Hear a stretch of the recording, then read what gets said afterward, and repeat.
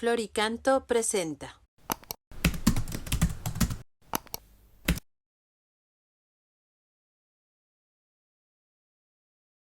Número 113 del compendio del Catecismo.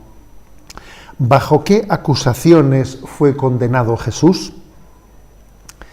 Algunos jefes de Israel acusaron a Jesús de actuar contra la ley, contra el templo de Jerusalén y particularmente contra la fe en el Dios único, porque se proclamaba Hijo de Dios. Por ello, lo entregaron a Pilato para que lo condenase a muerte. Está preguntando este punto 113 de bajo qué acusaciones fue condenado Jesús, pero hay que entender que la condenación de Jesús no aconteció en el último momento. Uno ya percibe a lo largo de todo el Evangelio que Jesús resultaba piedra de escándalo, que existía un rechazo progresivo hacia él. De hecho, en el propio prólogo del Evangelio de San Juan dice: vino a los suyos y los suyos no le recibieron. Por lo tanto, configura en la vida de Jesús el que un profeta no es bien acogido en su tierra. Su vida está siendo también testigo de un rechazo, de ese rechazo del amor de Dios, pues personificado en él. Acordaros de esas lágrimas de Jesús: Jerusalén, Jerusalén, cuántas veces he querido reunidos como una gallina reúne a sus polluelos debajo de las alas, pero no habéis querido. Es un drama, ¿no? El drama del rechazo de Jesucristo. Lo vemos en multitud de detalles. Por ejemplo, el conflicto que se origina en torno a las curaciones de Jesús en sábado. ¿Cómo puede curar en sábado? No está respetando la ley. En el sábado hay que descansar. ¿Cómo puede entrar en casa de pecadores? ¿Cómo permite que esa mujer pecadora le limpie los pies? No se entendía que un hombre de Dios se mezclase entre los pecadores. Aquello causaba escándalo. El propio Jesús interpreta la ley de Dios de una manera diferente a la que estaba siendo interpretada. Por ejemplo, lo referente a la pureza legal.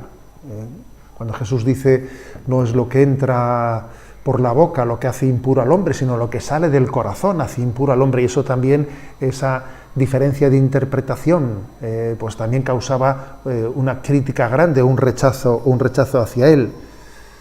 Jesús expulsa a los demonios, hace exorcismos, y también eso cuestiona: ¿pero quién es este? ¿Con qué poder hace esto? ¿No será que está expulsando a Satanás con el poder de Satanás? Es continuo el conflicto. Uno lo encuentra en todas las páginas de los evangelios, ¿no? Hasta el punto de que finalmente es acusado de blasfemo. Por lo tanto, cuando este punto 113 dice bajo qué acusaciones fue condenado Jesús, tenemos que decir que había un clima muy generalizado, muy extendido de malas interpretaciones, de rechazo, de incomprensión hacia los signos proféticos de Jesucristo. Y este punto 113 especifica las tres acusaciones principales bajo las que fue Jesús condenado, ¿no? La primera, dice, la de actuar contra la ley, la de no obedecer la ley, la de que Jesucristo, si es un hombre de Dios, tiene que obedecer la ley. Si tú no obedeces la ley, no eres un hombre de Dios. El hecho de que Jesucristo curase en sábado, por ejemplo, fue uno de los motivos principales de los que es acusado de no respetar la ley.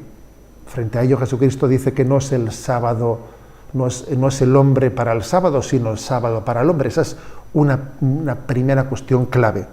La segunda, se le condena también por cuestionar, supuestamente, que en los próximos puntos veremos que no es así, por cuestionar la centralidad del templo.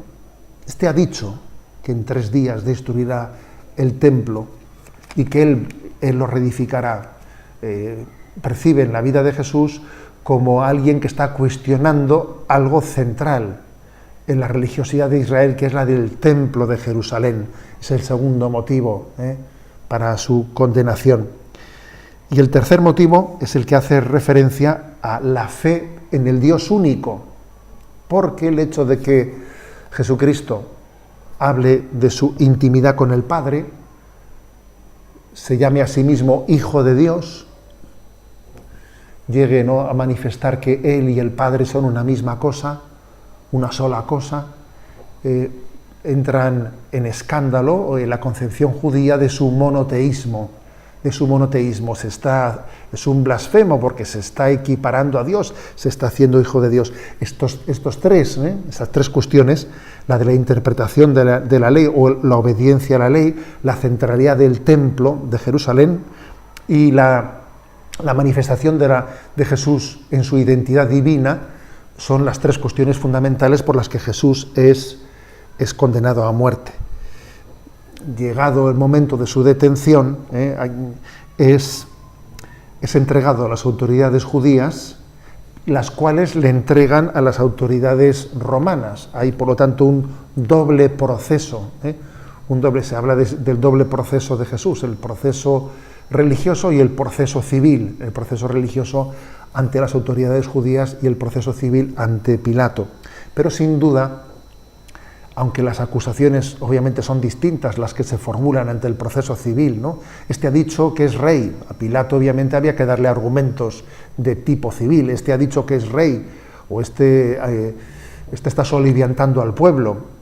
Pero es evidente en los evangelios que las acusaciones de tipo religioso fueron las determinantes en la condena de Jesús, aunque luego ante Pilato de alguna manera se ocultasen los motivos religiosos y se expusiesen algunos supuestos motivos civiles para su condena.